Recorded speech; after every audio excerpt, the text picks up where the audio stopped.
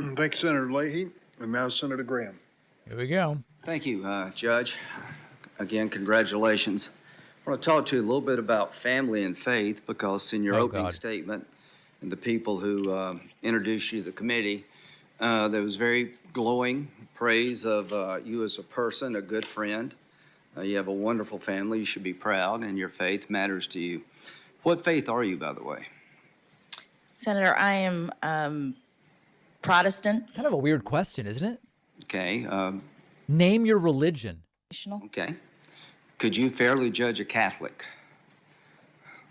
Senator, I have a record of I think the fairly answer would be yes. judging everyone. I believe you can. I'm just asking this question because how important is your faith to you? Senator, personally, my faith is very important. But as you know, there's no religious test in the Constitution under Article 6, and there will be none with me. And what the hell? It's very important to set aside one's personal views. Yeah. About things in the role of a judge. I couldn't agree with you more, and I believe you can. So, on a scale of 1 to 10, how faithful would you say you are? Oh my God. In terms of religion. You know, What I go the to church hell? probably 3 times a year. so How that's religious more are like me. you? Or do you attend church regularly? Well, Senator, I am What the- reluctant to talk about my faith in this way just because I want to be mindful of the need for the public to have confidence in my ability to separate out my personal views. Well, how would you feel if a senator up here said, your faith, a dogma lives loudly within you, and that's of concern? How would you feel if somebody up here on our side said, you know, you attend church too much for me, or your faith is a little bit different to me, and they would suggest that it would affect your decision? Would you find that offensive? What? Senator, I'm I would if I were you. I found it offensive when they said it about Judge Barrett. The reason I ask these questions is I have no doubt that your faith is important to you, and I have zero doubt that you can adjudicate people's cases fairly if they're an atheist. If I had any doubt, I would say so. But the only reason I mention this, Judge, you're reluctant to talk about it because it's uncomfortable. Just imagine what would happen if people on late night television called you an effing nut, speaking in tongues because you've practiced the Catholic faith in a way they couldn't relate to or found uncomfortable. So, Judge, you should be proud of your faith. I am convinced that whatever faith you have and how often you go to church, it will not affect your ability to be fair. Okay. And I just hope going in the future that we all can accept that, and that Judge Barrett, I thought, was treated very, very poorly. Wasn't she a member of a cult? So I just wanted to get that out. Let's talk about family. Wasn't Barrett part of a cult? Miss Rogers Brown. yes, I do know her. Okay, how do you know her? She was a judge on the court that I now serve. We didn't overlap, and I'm struggling to remember whether I ever met her, but she was a judge on the circuit court. Right, and you were a district court judge, is that right? I was, but I don't know whether she had. I think you were. Retired at Are the they in time. the The same interrupting is building? insane. They are in the same building. Okay. They are. In So the you same- really don't know her. I know of her. Yes. Okay. What do you know of her? What's her reputation? I know that she's a very well-respected judge on my circuit. Okay. And in terms of family, she was the daughter and granddaughter of sharecroppers. She was raised in Alabama under Jim Crow. Despite this adversity, she put herself through law school as a single working mother. That's pretty impressive, isn't it? Yes, Senator.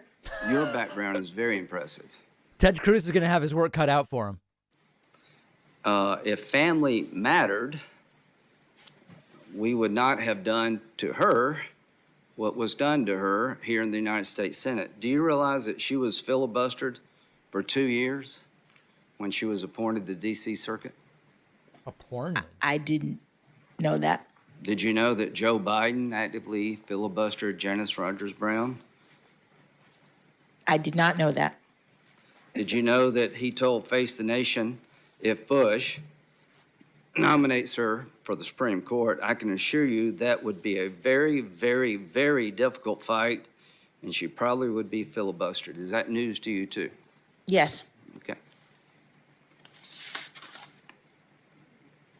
Now that you know that, how do you feel about it? Senator, I can't speak to something that I just learned 2 seconds ago in your Okay, fair enough. conversation with me. Fair enough. You're in the Black Law School Society, right? At The Harvard. Black Law Students Association. Okay, Black Law Students Association. Yes. You're a member at Harvard. Yes. And in sometime, the Mr. Jeffries thing, do you remember that whole dust-up? He got, Only in preparation for this, and I think I was in college at the time. It was my senior year of college. okay, so you weren't actually in the group when he was invited to speak? I don't know which group invited him to speak. I Dear was God. a black student at Harvard, both in the Harvard Undergraduate Black Students Association and the Harvard Law School Black Right. Students Association. Do you remember going to a speech given by Mr. Jeffries? I think he's the uncle of Akeem Jeffries. I did not go to a speech Okay. given by Mr. Jeffries. Are you now familiar with the press reports about what Mr. Jeffries' views are? Just in preparation for this. Okay, and do you associate yourself with those views? I do not, Senator. As a matter of fact, he's been called by many as very anti-Semitic. He called Jews skunk, who stink. Semitic. You don't agree with that, do you? I do not, Senator. And it would be wrong for me or anybody else to hold his statement against you because he spoke at some group you're a member of, right? Senator, I don't have, yes, it, It would be. Yeah, that's right. That's the right answer. If I she thought- says it's not her views, then why would we talk about him? When they made a big deal about some group he was in that had views that he didn't agree with and tried to call him basically a racist, and found out that Senator Kennedy, God rest his soul, who beat the crap out of the guy for being part of some supper club that was actually in some organization called the OWL that didn't admit women. So I guess the reason I'm bringing all this up Yeah, tell us. is it gives me a chance to remind this committee in America To grandstand. there are two standards going on here. If you're an African-American conservative woman, you're fair game to have your life turned upside down, to be filibustered no matter how qualified you are. And if you express your faith as a conservative, all of a sudden you're a effing nut. Whoa. And we're tired of it. It's not Semenic. going to happen to you. But it just appalls me that we can have such a system in America. That if a conservative agitated. woman wants to stand out and say, I love my family just as much as you love yours. Lindsey cannot just behave like a normal person during these hearings. Have you guys noticed that? And a guy like Justice Alito, who's in the same type situation you're in, being in a group, doesn't agree with everything they do or what people may say at a meeting he didn't go to, all of a sudden they own it. You know, this stuff needs to stop. Our people deserve better respect, and I hope when this is over, people will say you were at least well treated, even if we don't agree with you. So now let's talk about Gitmo. Yeah, Lindsey supported her last nomination, so. Being a public defender, did you consider that rewarding? Senator, yes, I did, because public service is very important to me. It is an important family value. It is something that now I've dedicated my career to. Yes. And do you think it's important to the system that everybody be represented? Absolutely, it's a core constitutional value. You'll get no complaint from me. That was my job in the Air Force. I was a area defense counsel. I represented anybody that came in the door, whether I liked them or not. I did my best. Is that what you did? Yes, sir. Okay, good. Now, so the American people deserve a system where everybody's represented, where you like them or not, and anybody that takes up that cause, no problem with me. You're just doing your job, and I think you make our country stronger. All right. But there's the other side of the story that never gets mentioned when I talk about Gitmo. The American people deserve a system that can keep terrorists off the battlefield. They deserve a system that understands the difference between being at war and a crime. Do you consider 9/11, you said, a terrible, tragic event? Would you consider it an act of war? Yes, Senator. Okay, I would too. I think it was an act of war by Al Qaeda and associated groups against the people of the United States. So as you rightfully are proud of your service as a public defender, and you represented Gitmo detainees, which is part of our system, I want you to understand, and the nation to understand, what's been happening at Gitmo. What's the recidivism rate at Gitmo? Senator, I'm not aware. It's 31%. How does that strike you? Is that high, low, about right? I don't know how it strikes me overall. You know how it strikes me? It strikes me as terrible. Yes, that's what I was going to say. Okay, Oh, good. God. We found common ground. Of the 229 detainees released from Gitmo, of 729 released, 229 have gone back to the fight. Here's some of the notables. She could also say, you know, you're giving me data that I've not independently confirmed, so it's very hard for me to really comment on numbers I don't even know if are true. Afghanistan. I don't know exactly what his job is today, but during the transition, they made him the defense minister and he was in Gitmo. Of the 5 men we released from Gitmo as part of the prisoner swap for Sergeant Bergdahl, here's where they're at. Mohammed Fazal was appointed Deputy Minister of Defense. Noor was appointed Acting Minister of Borders and Tribal Affairs. How crazy is it? Like, she had a couple cases there. Doesn't mean she knows every defendant at Gitmo, you know? Minister of Information, Culture, Defense. Wild. Omar was appointed as the new governor of the southeastern province of Khost. These were 5 people that we had in our control that are now helping the Taliban run the country. Would you say that our system in terms of releasing people needs to be re-looked at? Senator, what I'd say is that that's not a job for the courts in this way. That As an American, does that bother you? well, obviously, Senator, any repeated criminal behavior or repeated attacks, acts of war, bother me as an American. Well, it bothers me. While I will not hold it against you, nor should I, the fact that you represent Gitmo detainees, I think it's time to look at this system new, folks. Okay. When 31% of the people are going back to fight to kill Americans and now running the Taliban government, we have gone wrong somewhere. Are we still at war? So the AUMF, the authorization for military force, is still in effect. Congress has authorized the use of force against people in this way. But do you personally believe that Al Qaeda, What does it matter? ISIS type groups are still at war with us? Wow. I think, yes. I mean, I think we. So we're still in a state of war with certain elements of radical Islam to this very day. Elements of bathrooms. I believe that's documented. Yes. Okay. Now, what's the process to determine whether one's an enemy combatant under our law? Well, I believe that the executive branch makes an assessment of whether or not someone is taking up arms against the United States somewhere in the world related to all of this. Okay, so it's an executive branch function to determine whether or not this person qualifies as an enemy combatant Well, I believe that they make a under current law. Under current law, I believe that determination is made by the executive branch and the person is detained.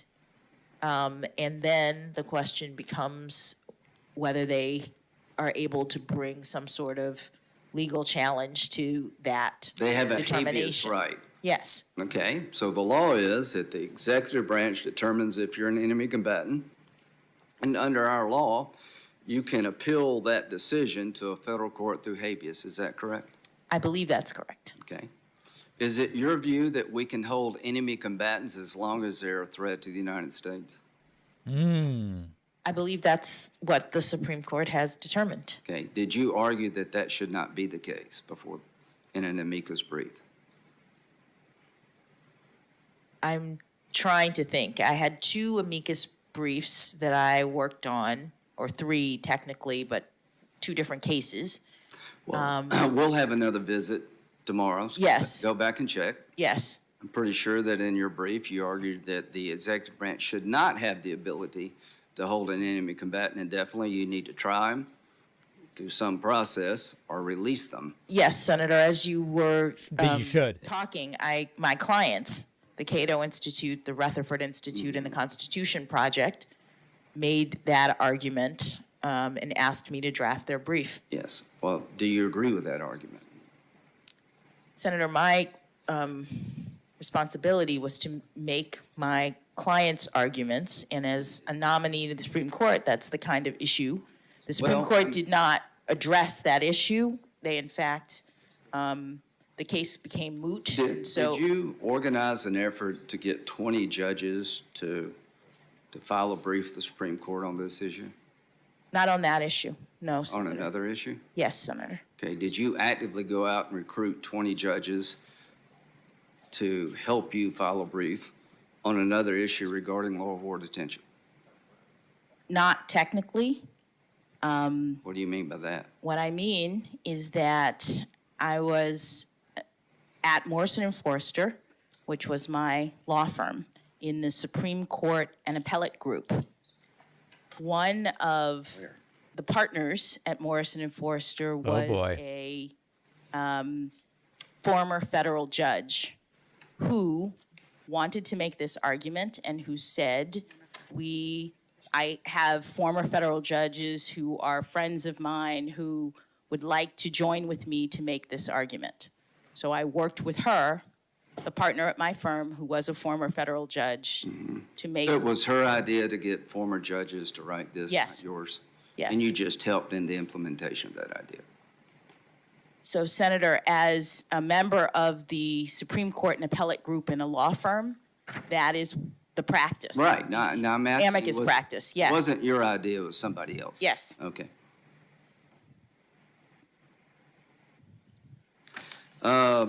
So now, there are people still held at Gitmo today.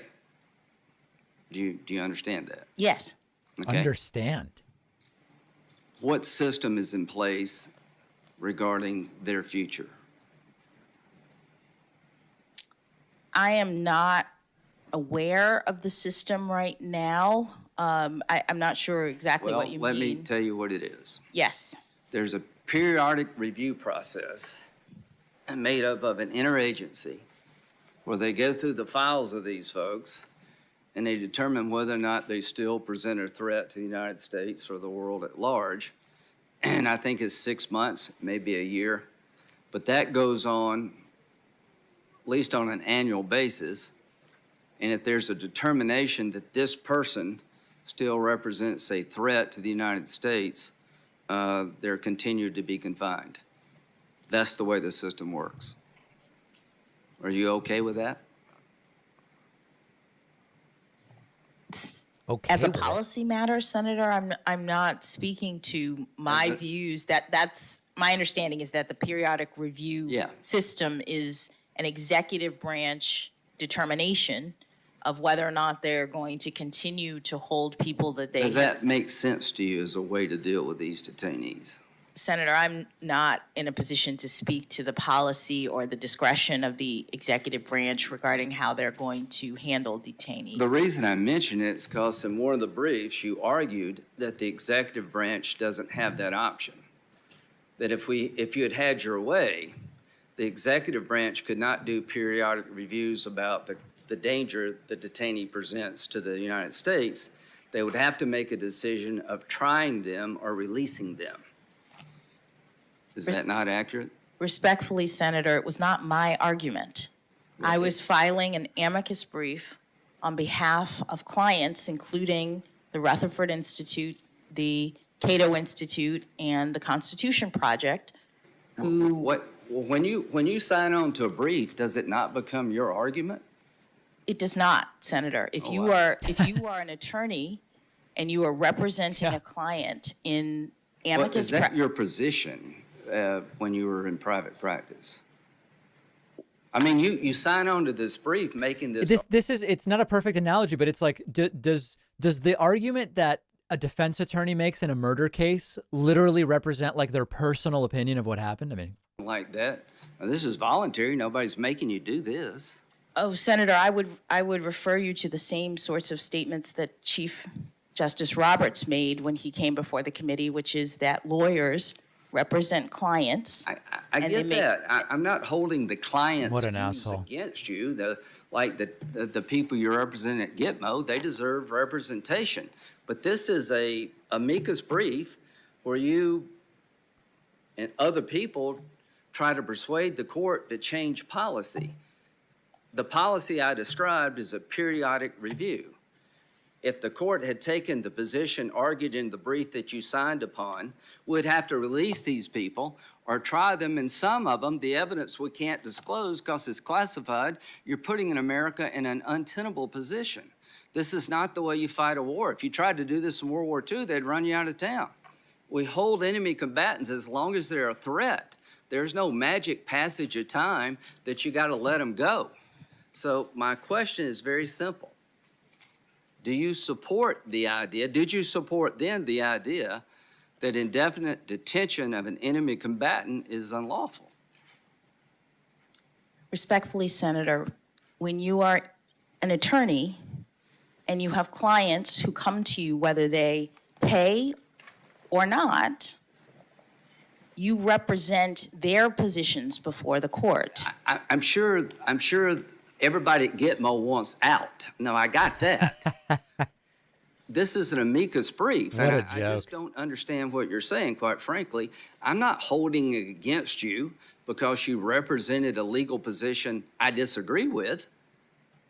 I mean, that happens all the time. I'm just trying to understand what made you join this cause. And you say It was her somebody job. hired you, but did you feel okay in adopting that cause? I mean, when you signed on to the brief, were you not advocating that position to the court? Senator, as a judge now, Okay. in order to determine the lawfulness or unlawfulness of any particular issue, I need to receive briefs and information, making positions on all sides. Did you receive money for some of the work you did? Listen, I'm not asking you to decide the case in front of me right here. I'm asking me to explain a position you took as a lawyer regarding the law of war, and I am beyond confused. We can tell. I know what you said in your brief.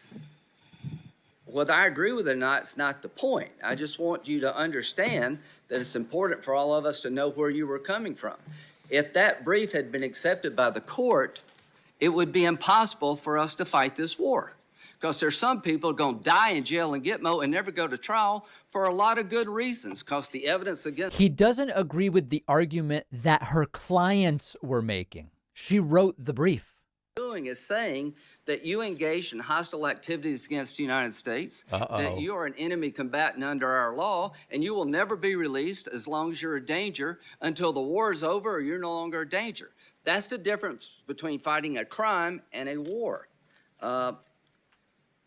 Did you ever accuse in one of your habeas petitions the government of acting as war criminals for holding the detainees?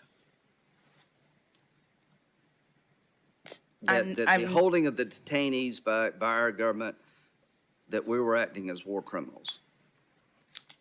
Senator, I don't remember that accusation, but I will say that... Do you believe that's true? Oh my That God. America was acting as war criminals This is in painful. holding these detainees? Senator, the Supreme Court held that the executive branch has the authority to detain people who are designated as enemy combatants for the duration of the hostilities.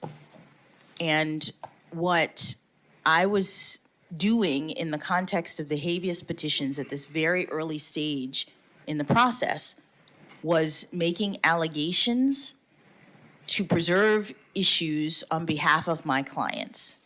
A habeas petition is like a complaint that lawyers make allegations. You know, I've been a that- lawyer too, but I don't think it's necessary to call the government a war criminal in pursuing charges against a terrorist. Could someone ask for I her just not think to be that's too interrupted, far. maybe? I don't know why he chose those words. That's just too far. But we are where we are. So let's talk about the nomination I process. think he has like 3 minutes. Have you ever had any interaction with a group called Demand Justice, No, directly or indirectly? no, Have you ever had an interaction with a group called American Prospect? no. Do you know anything about Arbella? Is that the right term? Have you ever heard of a group called Arbella? I've heard of a group that I think is Arabella or something Yeah, like I that. think you're right. Yes. Yeah. Do you know anything about them? Have you had any contact with them? No, Well, I'm still going to attack them. In your nomination, did you notice that people from the left were pretty much cheering you on? a lot of people were cheering me on, That's Senator. true. That's true.